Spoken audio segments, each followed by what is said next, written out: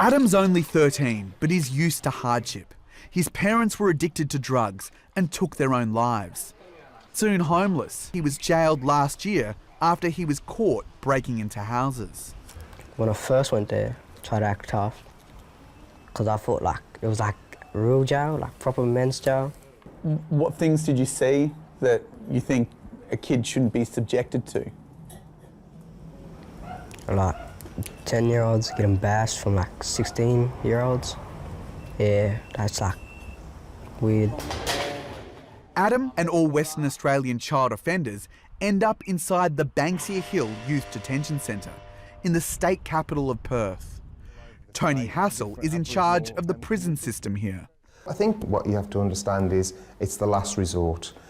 People that are here, the young people, and they are young people, are here primarily for quite dangerous offences, and the government has to protect its citizens. Many youth inmates grow up in poor, dysfunctional communities in remote corners of Western Australia, like the Kimberley. Local outreach workers say putting them in detention is not the answer. I have seen so many kids being sent to Perth where I don't believe that should be the case. They should be somewhere in the Kimberleys where they're not traumatised. Australia is under pressure from the UN, among others, to raise the age of criminal responsibility from 10 to 14 because it's largely Indigenous children who are being arrested and incarcerated. Senior Sergeant Neville Ripp has been a police officer in remote Indigenous communities since the 1980s. He says there needs to be change. It's a hard balancing act to keep the victims happy and also the perpetrators, should they be incarcerated at 10 years of age? I don't think so. I don't think so. In July, the national government deferred a decision until next year to possibly raise the age of criminal responsibility. So at least until then, Australian children will continue to be locked up. We ask, why are so many Indigenous young people imprisoned in Australia, some as young as 10 years old? There will be parts of today's show that deal with issues of suicide and self-harm, so I want to warn you so that you're prepared. Indigenous Australians are imprisoned at disproportionate rates. They are more likely to go to prison than Black Americans, who have long campaigned against high rates of incarceration. Indigenous children are particularly badly affected in Australia. They are 50 times more likely to end up in juvenile detention than white children. Our colleagues at Al Jazeera's 101 East have been investigating this issue and have just released a film called Young, Black and Behind Bars. Have a look. Western Australia is the mother of all jailers. I see people going into prisons, out, in, out. When does the cycle stop? When it's just all metal around you, you just feel like you're a caged animal. Just things like that that no child should ever go through.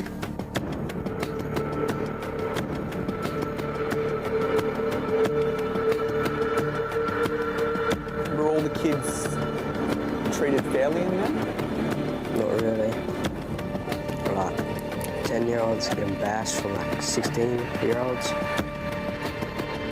Locking up 10-year-olds, 12-year-olds is not the answer.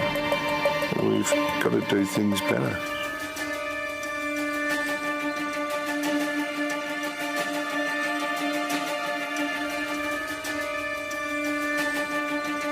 When is it going to stop? I just lost my son last year. When are they going to stop killing our kids? Whose lives matter?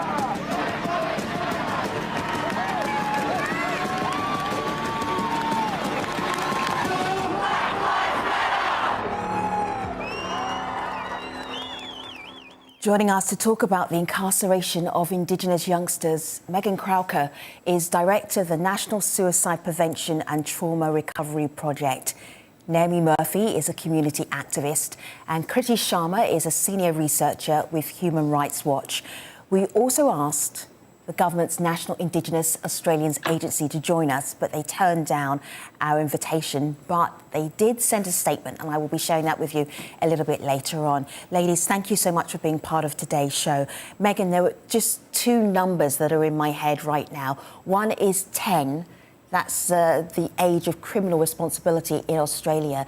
The other one is 50 times more Indigenous youngsters are incarcerated than white youngsters in Australia. Those two numbers are shocking. What does that mean to families, Megan? If we take it away from numbers and we talk about families, what does that mean? That means that there's broken families, families that are hurt, families that are being subjected to racism, discrimination. There's a lot of marginalisation, particularly over here in Western Australia. As mentioned in the other video, we are the mother of all jailers, and the discrimination is really quite clear. With the National Suicide Prevention and Trauma Recovery Project, my colleague and I, Jerry Georgiadis, we've worked with 12,500 people since September last year. Coming into contact with families who are broken, there's little hope, there's so much despair. But being at the coalface, you see the hurt. And it's really quite painful in the sense of the arc of issues that people are dealing with. People as young children as 10 years old, 11, 12 years old, working in some of the Banksia over a short period of time. You can see that there are massive challenges for our people, and our young people in today's climate in Western Australia and in fact across this nation are in trouble. Naomi, you appreciate this because when you were a youngster, you had a brush with the law more than once. Can you explain how a young person who's from the Indigenous communities in Australia, how they get into that situation? Because there's cause, there's effects, and then there's prison. Yeah, that's right. So speaking about my personal journey over the years has not only given me healing but an understanding as to why things were the way they were for me as a young girl. So I grew up in a home where there was lots of family violence and abuse, but that came from my mum being of stolen generation, and as a young girl I didn't understand that. So growing up, I followed in those footsteps of my Aboriginal mother, who I love dearly, but had a lot of trauma. So I was then stolen by my mother's white foster father, which then put me in a cycle of around 11 years of age of starting to come in contact with the justice system and experimenting with drugs and alcohol and crime. Naomi, people in Canada will understand what a stolen generation is, and also people in different parts of the world where there is colonialism, or there was colonialism.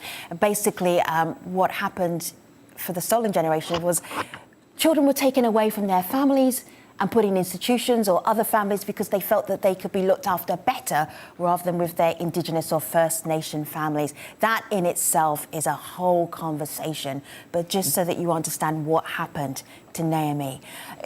Interestingly enough, there are voices of accountability in this 101 East documentary, and I want you to hear one of them. This is Tony Hassel. He's the Corrective Services Commissioner for Western Australia. And here he is explaining why it is so many Indigenous youngsters are incarcerated. Let's have a listen. Today, Indigenous incarceration rates continue to increase. Between 2004 and 2014, the number of Aboriginal prisoners nationally rose by 88%. I accept that there are too many Aboriginal people in prison. I think we have to own that, but it's an incredibly complex problem to resolve. Is the system racist? I don't think so. I think what we're dealing with is, as I've said, a group of people emerging from colonisation, and we have to be honest about that and accept that. colonialisation, not racism. It's interesting how Tony Hassell is able to separate those two. Kriti, I know you've spent a lot of time looking at Indigenous incarcerated people. Would you just say it's just systemic racism? That's what it is. Well, it's the result of years of dispossession, structural discrimination, intergenerational trauma, and definitely racism. The current situation is a national tragedy where you have generations of Indigenous families that are in a revolving door, caught in prison. I've met a number of prisoners where, I meet the person, but their father's also there, and their, cousin is also there, and their uncle is also there, and they're all in prison. And I think it's important to highlight that this is not new. This has been going on for, over the last 30, 40 years and more. And there has to be political will to address the situation. The stories that we have documented are just heartbreaking. Prison is a damaging place and it's often deadly. We are seeing very high rates of deaths in custody, particularly of people with disabilities, Indigenous people with disabilities. And I think that needs to change. Naomi, go ahead. Oh no, I was just going to say, Tony Hassell and the National Suicide Prevention and Trauma Recovery Project, there has been a lot of profound work done in our community. So he's been of great assistance and great support to some of the most marginalised and vulnerable. In terms of the racism stems back to the original sin of the oppressor, and it's still continuing in to today. So in terms of you've got the criminal justice system, which makes up the courts, the police, the prisons, but it's further than that. It's more than that. It's about the government. Government, since the colonisation, have continually failed our people year in, year out. So in terms of Western Australia, where we are the mother of all jailers, we've had 383 people take their lives last year. 383, yet we only make up 3% of the state population.